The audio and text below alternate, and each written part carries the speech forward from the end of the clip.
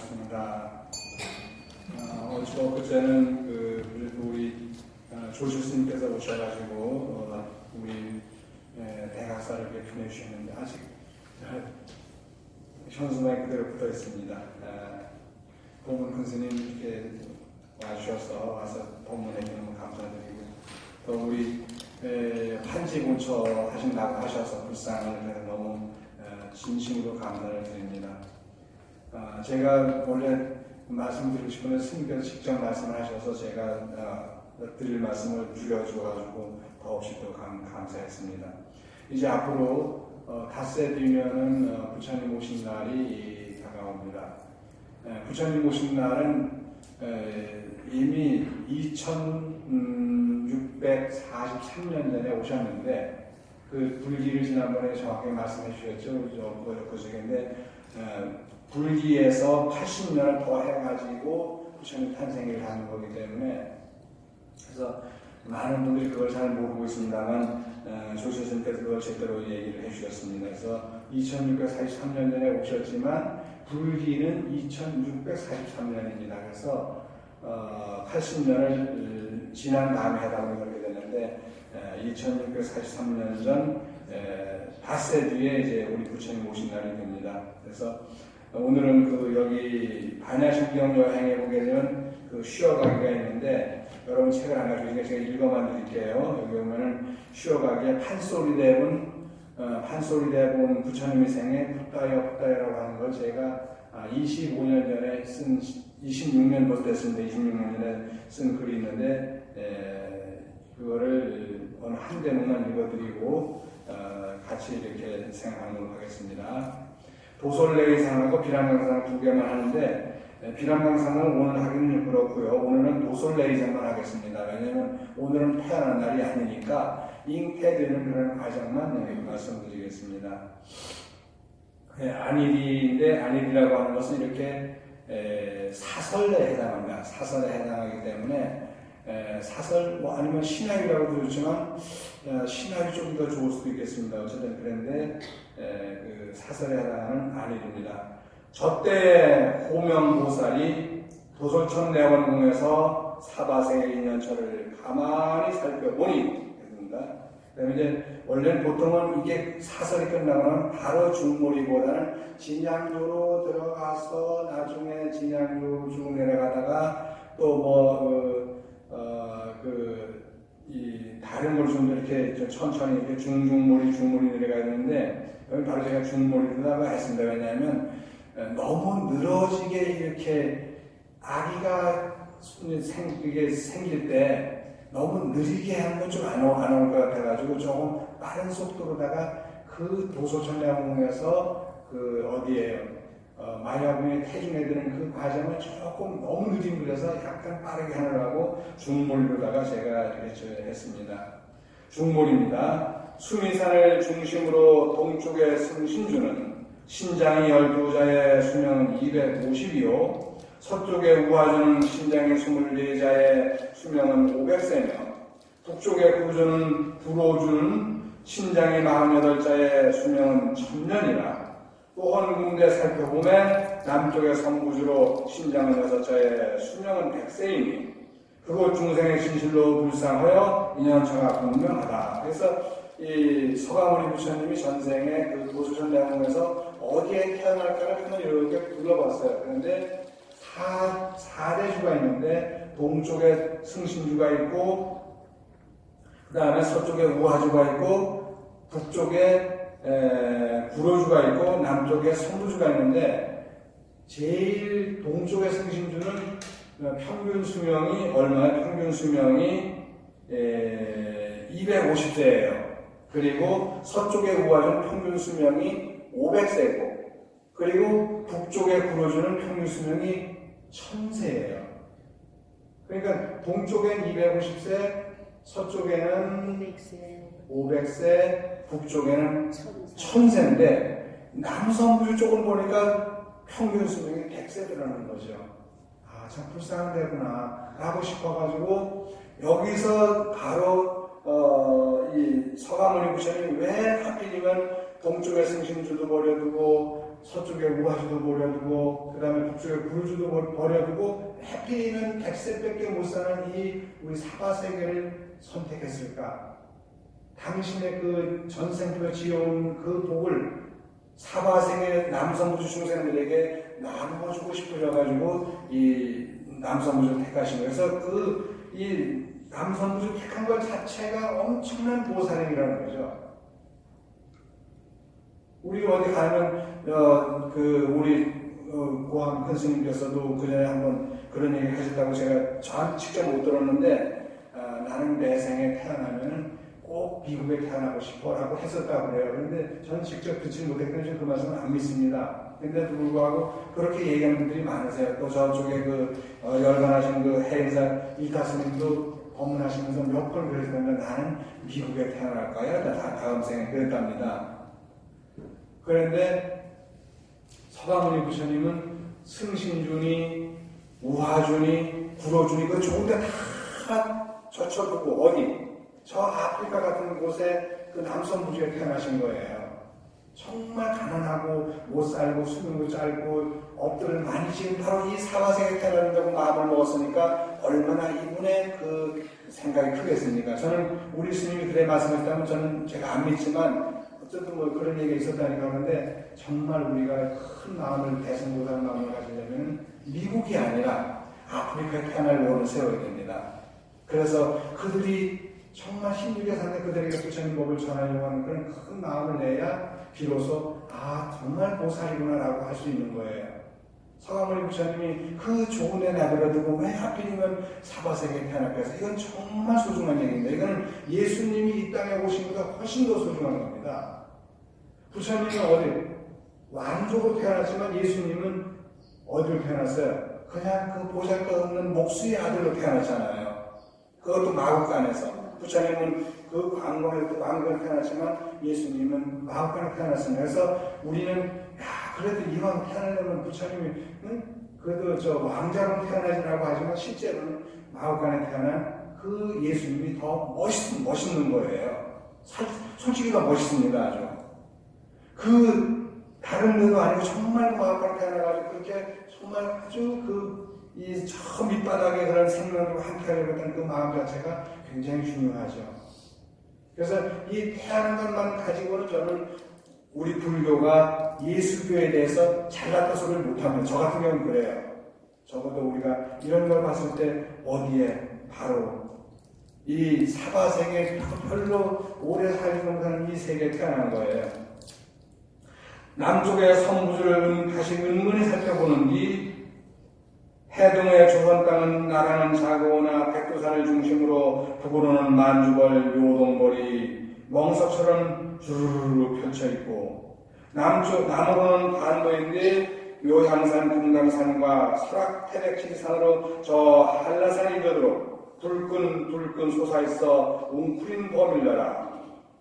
보니까 중국도 있고 미국도 있고 유럽도 있고 많은 같은 이 사바세계에서도 지구에서도 이 사바세계에서도 어디가 다 살펴보니까 정말 이 대한민국이 참 괜찮다는 거죠. 골고리 냇물이여 버덕마다 잔류수라. 버덕이라는 건 혹시 아세요? 강원도 사투리인데 들판을 버덕이라고 해요. 들판. 우리 김해평야라든가 나주평야라든가 무슨 평야 이런 지대를 버덕이라고 그러는데 산골 버덕 그러는데 제가 강원도 사람이라고 해서 버덕이라고 썼어요. 골고리 냇물이여 버덕마다 잔류수라. 잔류수란 길게 흐르는 물이죠. 김액이 이러하니 분명코 여기로구나. 그래가지고 조선을 태어나려고 딱 마음을 먹으신 거예요. 그리고는 호명보살의 역사를 더듬고는 좋기는 장이 좋다마는 지금 이때는 아니로다. 어찌하여 이때가 아니고 허니 과거세 여섯 부처 조선 땅에 내리셨고 고리 천궁 제석천에 한태자 영을 받아 단군 천손 낳으시고 지덕경비의 단군왕검 천시를 여신 지가 오금 1700년이 되었구나. 그러니까 부처님 태어나실 때를 써니까 계산해 보니까 1700여 년 전에 이미 단기를 계산한 거예요. 이미 1700여 년 전에 이 조선 땅에 과거에 여섯 부처님이 다 오신 거예요. 비바십을, 시깁을, 구승불, 뭐 군함불입을, 그다음에 군함불입, 가섭불까지 여섯 부처님이 다 이 조선 땅에 내리신 거예요. 그래서 이미 여기는 지금은 굳이 여기가 안 가도 되겠구나. 이미 조선 땅에 내리셔가지고 조선 땅에서 부처님 법이 이렇게 전해지고 있으니까 거긴 택하지 않아도 되겠구나 라고 해가지고 다른 곳을 택하게 됩니다. 지세와 역사가 이러한뒤 인심 또한 농허요. 우리나라 그 조선의 인심이 참 농후했다는 거죠. 높은 담장 필요 없고 너네 것이 따로 없어 우선은 이런 차가 아닙니다. 높은 담장이 없다고 하는 건 뭐예요? 이렇게 야트막하게 이렇게 우리 조선조 때 이렇게 옛날 집들 보면 이렇게 지나가다 보면 담 너머로도 안이 다 들여다 보이잖아요. 그냥 훌쩍 넘어가 들 수 있는 담들이죠. 그건 왜 그러냐면 그만큼 살기가 좋은 나라라는 거죠. 도둑도 없고 강도도 별로 없고 남의 걸 보더라도 훔쳐가지 않으려고 하지 않은 그런 너그러운 마음을 갖고 있는 그런 세계다 보니까 여기는 아직 아니구나. 여기는 부처님 법이 그래도 흐르는 곳이구나라고 해가지고 이제 딴 곳을 택합니다. 그래서 안으로 들어가가지고 이리 한참을 살펴보다가 딱 눈이 맞는 곳이었으니 조선 땅이 그래서 안 된 거예요. 조선 땅이 좀 그때 정말 좀 아주 인도보다 더 못한 곳이었으면 서가모니처럼 여기 오셨을 텐데 여기가 좀 인도보다 좀 더 나았던가 봐요. 우리 조선이. 중물리로 들어갑니다. 다시. 인도의 동북방에 작은 나라에 있었으니 이름은 갑이라요 국왕은 정반으로 감자왕의 후손이며 왕후는 마야로다. 주변의 나라를 보짝시면 마가다, 코살라, 반사구, 아반티와 카시구, 코상비, 마투라, 간다라 등 이 8개의 나라들이 굉장히 큰 나라들이죠. 8대국이죠. 거기다가 또 더 작은 나라들이 있어가지고 뭐냐면 이를 16대국이라고 했어요. 간다라는 크고 작은 나라들이 16대국으로 걸려있고 석가족, 날라족, 바찌족, 리차비족, 84,000 부족들이 바둑판에 돌로 이듯 질 수 없이 모였는데 바람은 찰제리, 폐사, 수다라와 불가촉 천민의 계급제도 뚜렷하며 96종 의도들의 하고 많은 사상들이 우후죽순이라 서로가 영토 분쟁 편을 날이 전혀 없이 날만 새면 으르렁이요 달만 뜨면 후지탕탕이니 지옥 극락 헌데 엉켜 지척을 분간키가 어렵구나. 엎친데 덮친격으로 정반원과 마여인 아직거정 세자없어 눈물 지세이니 저들 몸을 위탁하여 인간 하상하리로다. 정반원과 마야부이 마갈 타가 아니죠. 갑이라국의 왕후였는데 결혼한 지가 한참 한 20년이 넘었는데도 아직 자식이 없는 거예요. 정반왕의 그 동생들 보면 곡반왕이, 백반왕이, 감로반왕이 이런 사람들은 다 이렇게 이미 아들, 딸이 다 있는데, 그 다음에 그 여동생이 있는 감놈이라는 여동생까지도 다 가서 아들, 딸들이 있는데, 이 맨 마지막은 정반왕은 아직 아들, 딸이 없는 거예요. 사형제 5남매 중에서 맨 위에 정반왕이 아직 아들이 없는 거예요. 근데 이 정반왕이 그 연상의 여인과 같이 살았잖아요. 5살 연상이에요. 그러니까 여러분 나는 내 집사람이 나보다 5살 더 많아. 그거 전혀 부끄러운 일이 아니에요. 왜냐면 이미 부처님이 그렇게 하셨으니까. 그만큼 요즘 왜 무슨 복이 많은가 봐라. 근데 그 복 많은 거와 상관이 없이 어쨌든 연상의 여인과 살면 복이 많다. 연하의 남자와 살면 복이 많다면서요. 근데 복이 많고 떠나가지고 이미 부처님이 그렇게 5살이나 위인 연상의 여인을 아내로 삼아서 살았어요. 근데 그 연상의 여인이 45살이었고 정반왕이 40살 때 비로소 아기가 생기게 됩니다.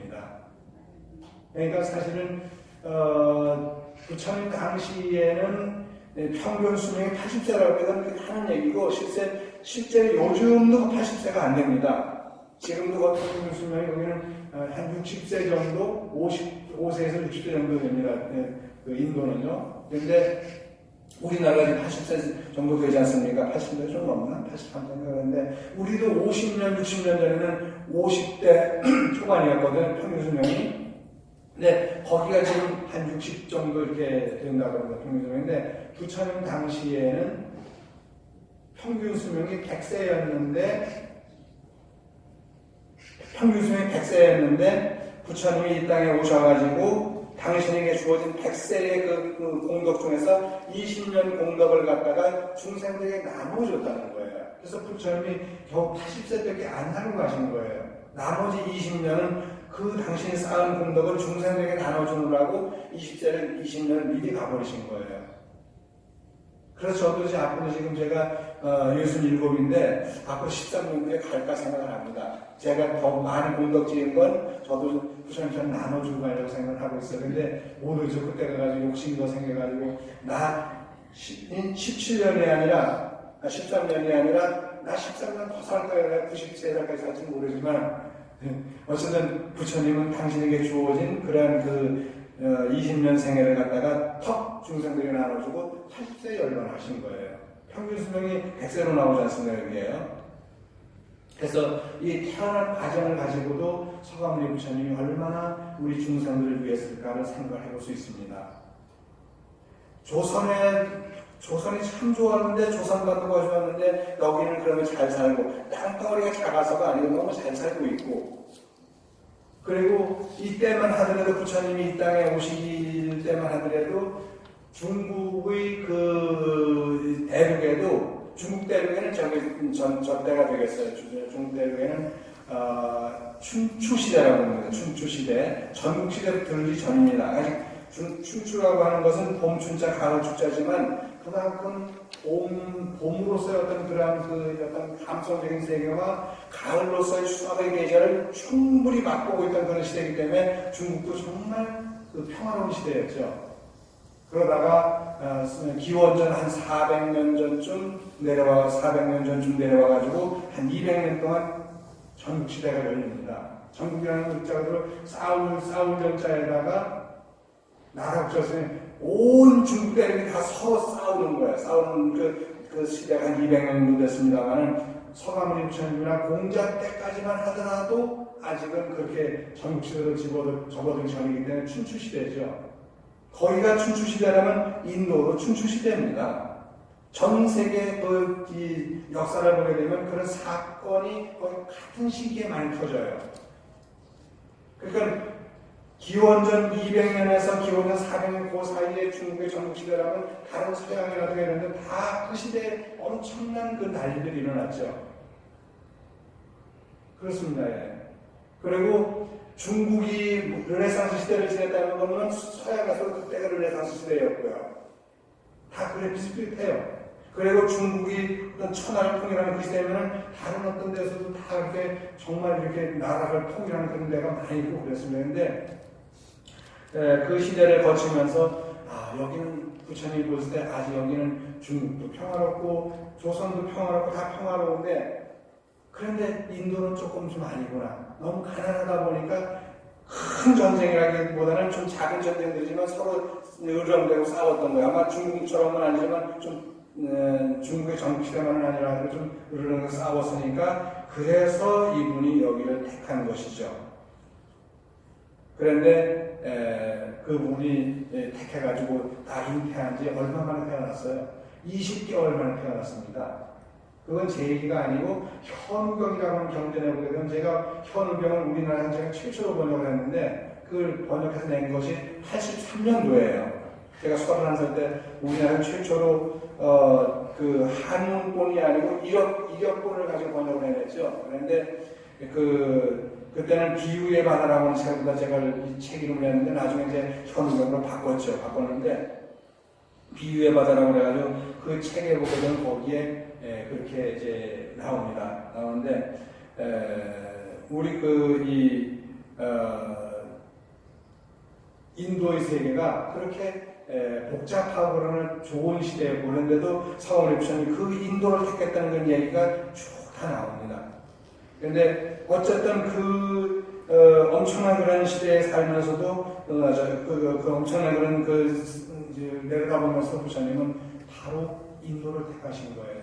그래서 인도에 태어나가지고 내가 이 모든 중생들을 구제해야지.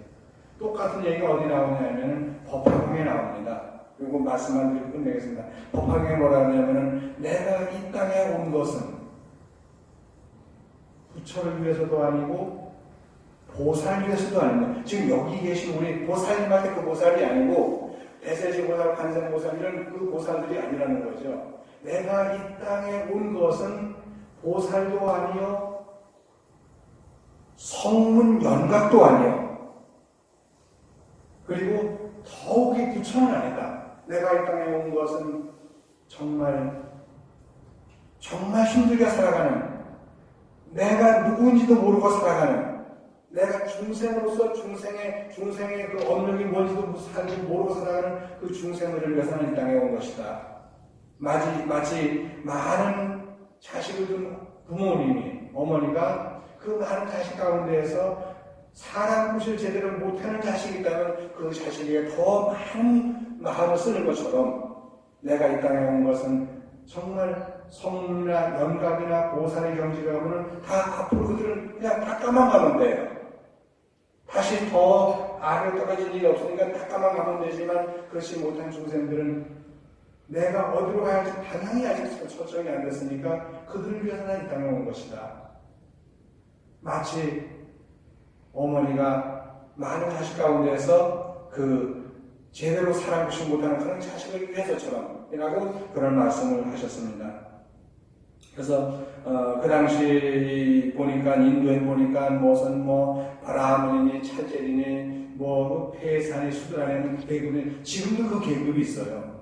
계급이 있어가지고 제가 그 아프리카에 쭉 사는데 거기는 아프리카 탄자니아 같은 경우만 하더라도 모든 상권은 거의 다 인도인이 가지고 있습니다. 현지인들은 상권이 별로 없어요. 그런 돈이 별로 없는 사람들이에요. 근데 인도인들은 물론 아프리카 탄자니아 보면 어디나 마찬가지로 인도인들은 그 유대인들 닮아가지고 정말 대단한 그런 상술에 뛰어난 사람들입니다. 그런데 지금도 인도 탄자니아 같은 데 보면 인도인들이 많이 몇백만 명 되죠. 몇백만 명인가. 전체 인구가 탄자니아가 4천만인데 그중에 몇백만 명이 인도인입니다. 거의 1,000만 명 정도 가까이 인도인입니다. 그리고 어디죠? 중동 사람들, 아랍 민족들이 또 그 정도도 되고, 그리고 나머지 한 2천만 명 정도가 현지인인데, 그 인도인들이 인도계가 한 1,500만, 한 1,000만,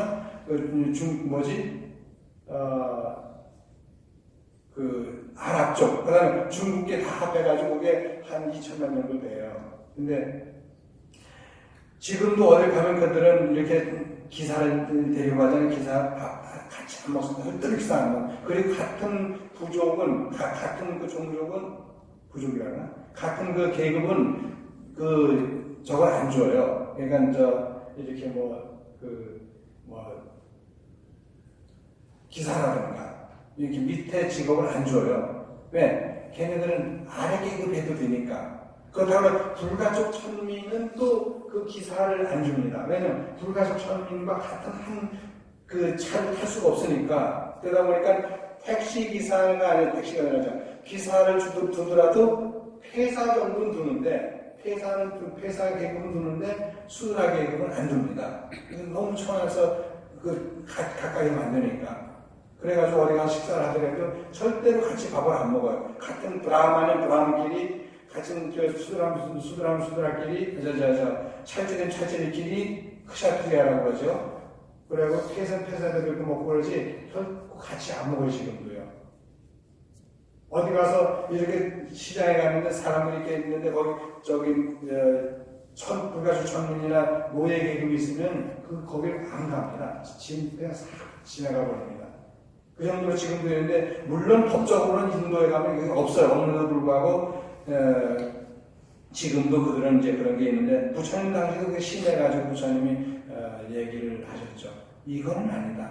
모든 강물이 다 바다로 들면 다 통일한 짠맛이 있는 것처럼 내 회상에 들어오면 아무리 어떤 그 계급이라 하더라도 다 그들은 너무너무 소중한 다 나의 제자들이라고 했는데, 어쩌든 이렇게 서광리 부처님이 마야부인 들어가지고 그랬구나. 이게 얘기를 딴 데구나. 왜 그 현우경이 이러냐면 현우경에 보면은 부처님이 잉태한 마야부인이 잉태한 지 20개월 만에 아이가 태어나요. 그러니까 20개월 만에 태어나면 요즘 같으면 어떻게 해요? 10달 만에 이제 9달이죠. 280일 정도 되면 태어나는데 280일 정도 태어나는데 그 아이가 태어나가지고 한 1년쯤 되면 걷잖아요. 돌 되면 걸어요. 좀 빠른 애들은 제대로 걸어요. 아주. 네. 그러니까 토탈 20개월이잖아요. 10달에다가 다시 1년이라면 22개월이니까 잘 걷잖아요. 근데 이 서가모니 부처님은 20개월을 태어나다 보니까 너무 태어나자마자 바로 7걸음씩 걸은 거예요. 아니, 10달만 태어나니까 어떻게 걸어요? 20개월만 태어나서 걷지. 그러니까 그 엄마도 마찬가지로 20개월만 태어나니까 이 아이를 산도로 낳지 못하고 옆구리로 낳은 거예요. 산도로 낳을 수가 없는 거예요. 그러니까 옆구리로 낳았다는 거는 뭐예요? 그 당시에 이미 제왕절개 수술을 할 수 있었다는 얘기를 좀 보여요. 그러니까 옆구리로 수술을 해서 태어날 수 있습니다. 근데 어쨌든 옆구리로 태어난 거예요. 요런 한마디 속에는 요즘의 현대의학과 관련된 이야기도 많이 있는데 그건 이제 다음에 하는 걸로 하고요. 어쨌든 오늘 여기서 마치는 걸로 하겠습니다. 어쨌든 그리고 저희가 이제 11월 달에 이제 인도를 한번 갈 거거든요. 그래서 우리 대학생을 갈 건데 여러분들 지금부터 이렇게 좀 접근도 좀 해가지고 같이 한번 가시기를 바랍니다. 그래서 저도 갔다 온 지가 벌써 97년도 1월달에 갔다 왔으니까 한 22년이 넘었습니다. 그런데 이번에 가면 23년 만에 가는 것 같은데 한번 여러분들 저랑 같이 한번 인도 한번 갔으면 싶어요. 제가 인도 가면은 다른 건 제가 모르는 부처님 성례만큼은 자신있게 여러분들에게 소개해드릴 수 있으니까요. 한번 같이 가시고요. 그래서 그렇게 하고 그다음에 돌아오는 이제 부처님 오신 날은 정말 우리 다 같이 더 많이 모여서 보다 화합된 그런 축제의 분위기를 만들어가지고 부처님을 찬양하는 그런 하루가 되기를 진심으로 빌겠습니다. 여러분 선물하십시오.